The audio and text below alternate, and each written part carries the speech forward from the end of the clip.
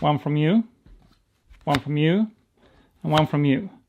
Today we're talking about trick taking.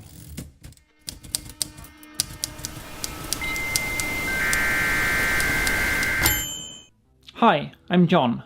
Welcome to this channel where we are serious about play and games.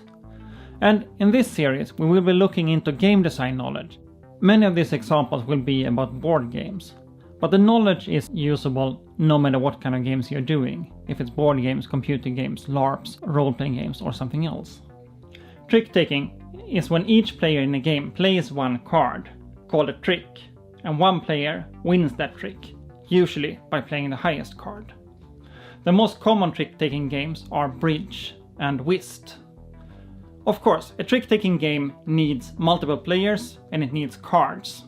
Or it needs tiles. Because if you think about it, a tile is just a card, but thicker and harder. Tricks can be used in many different ways, but are usually a form for scoring the game. And most commonly, once a trick has been taken, it's not regarded as cards anymore, but as a point. This is often symbolized by taking the trick and placing it next to the player to symbolize the score. A trick-taking game could be about getting as many tricks as possible, or as few as possible, or a set amount of tricks. But this is not the only ways to do it. It could also be about counting together the numbers on the cards. Or it could even be that you take the cards and bring them back into the game again, giving you more possibilities to play them in other ways, creating a form of positive feedback loop.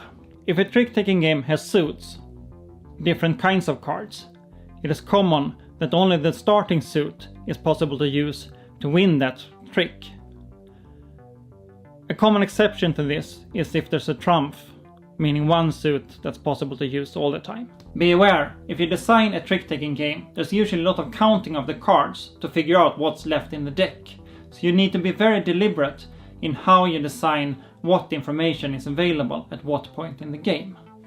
So that's it for now. I hope this gave you some new knowledge and some new thoughts and ideas of what you could do.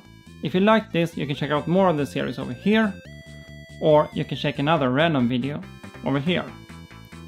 And do feel free to subscribe if you really like it. With that, go create, and I see you around.